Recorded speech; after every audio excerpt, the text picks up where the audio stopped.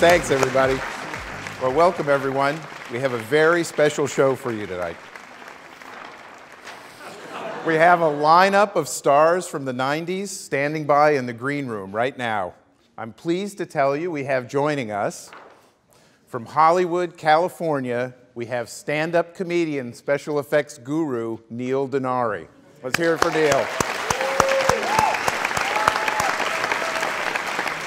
We have the Nordic magicians, Johan Bettum and Kivi Sotama.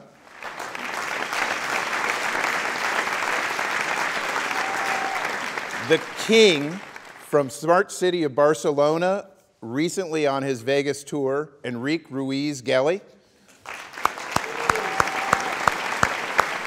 I'm pleased to announce we'll have the sultry, smooth, ergonomic stylings of the husband and wife duo, Shulon Kolaton and Bill McDonald.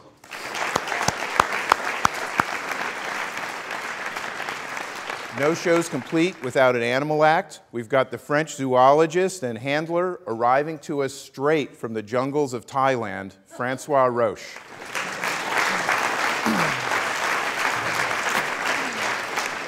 Now keep in mind, this is all about the 90s. Back in the 90s, there's a German wunderkind and Jenga stick stadium prodigy, Ulrich Königs.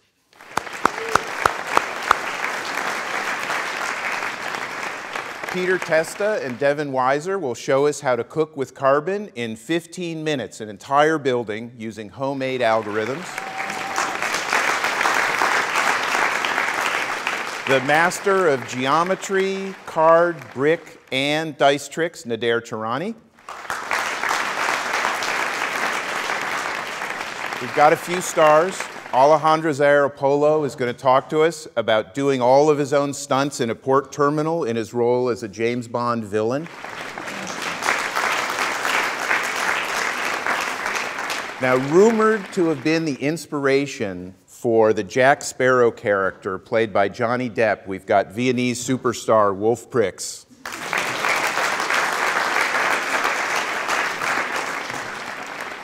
Patrick Schumacher is going to tell us how he does it in his new book, Parametricism 2, The Para-Patrick Schumacher.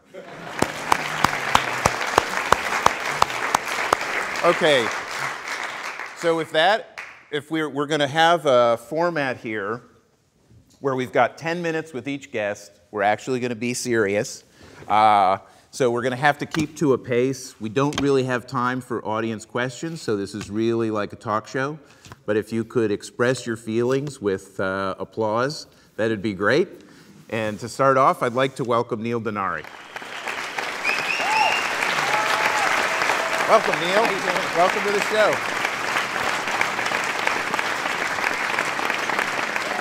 First off, let me give you a commemorative mug. All right, Neil. So, back in the 90s, you were working in a Hollywood bungalow with J.J. Abrams on Silicon Graphics special effects, huh? That's right.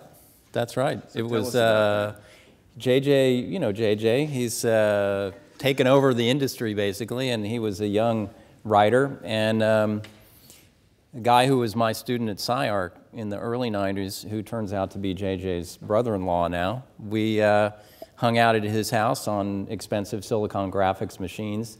J.J. did a rewrite once for Spielberg, and instead of taking a fee, he took machines because they were worth, you know, $50,000, $75,000, as you know. Yeah. So that's what we did. And one summer, we started off doing research projects, and J.J. would come around every now and then and check in, and they were really cool about it. Yeah. One of the things that I didn't realize about Gallery Ma from seeing it in magazines is the work you did with Sony, the work you did, you know, thinking about a soundtrack, inventing all those corporations that would be exhibiting in it that would be triggered. Can you talk a little bit about that? Sure.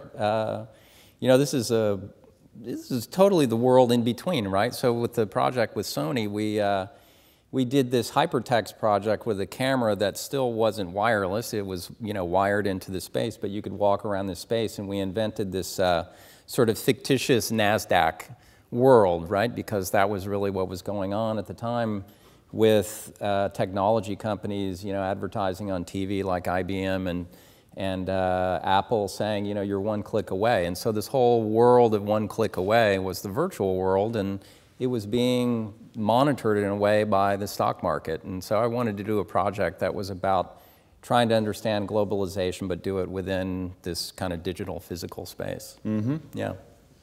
And so for you, the rendering technology, the augmented reality, how was that changing the way you were thinking about design and also the construction of the space and the materials?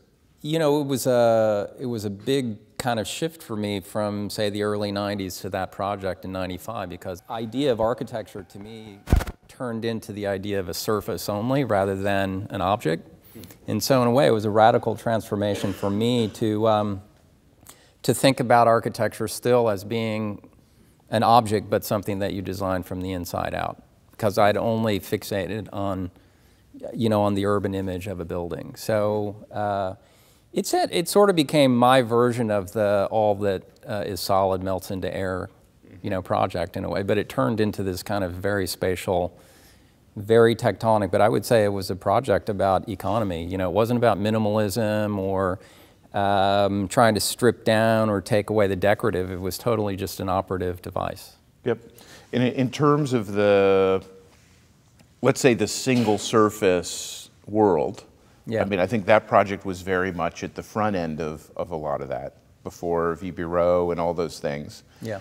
Was that coming out of the digital tools, or that was already in your work you were drawing before, no? It was conceptually present already from the 90s. I remember a conversation I had with Sanford Quinter in my office right after he came out to work at the Getty or do research at the Getty, and we were talking about stuff that he had written in the 80s on Einstein and relative space and speed and so forth, and that the project, kind of confronting us was an A-form project, and yet I wasn't interested in completely giving up, on the project of, let's say, some aspect of autonomy, in architectural space and architectural form. So it was already there, and I think that's one of the important things about the show, is that we all use software, but it wasn't all software driven, right. As you know. I mean, say between you and me and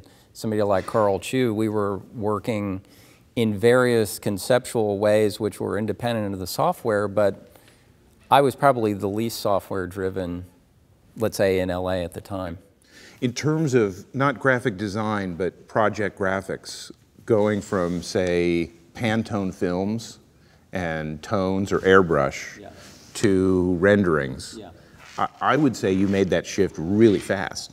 I'm not saying, I shouldn't say shift, transition very quickly. Yeah. Would you agree with that? It was literally seamless. Yeah, that's what I thought. I mean, just as fast as I could figure out how to use the software, it felt like, it was a good time to be alive, in a way, to see all this stuff, change production. So I've always been a person who believes in a lot of production, yep, and you ruminate and you gestate, but only through work. And so it was a labor-saving device at the same time. So scheme after scheme after scheme, mm-hmm, we can render it.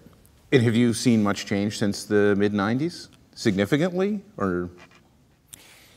I would say not significantly, in a way for me. I mean, sure, we can control delivery and all of that stuff, relative to industry and all of that. That's the biggest thing. But that's just because we have, buildings to work on now, where then we were only doing images. So, at some really strong material level, I would say it's been a real push to continue the conceptual problem, not a software-driven problem. Right. And are you still working on this idea of getting things collapsed to a surface?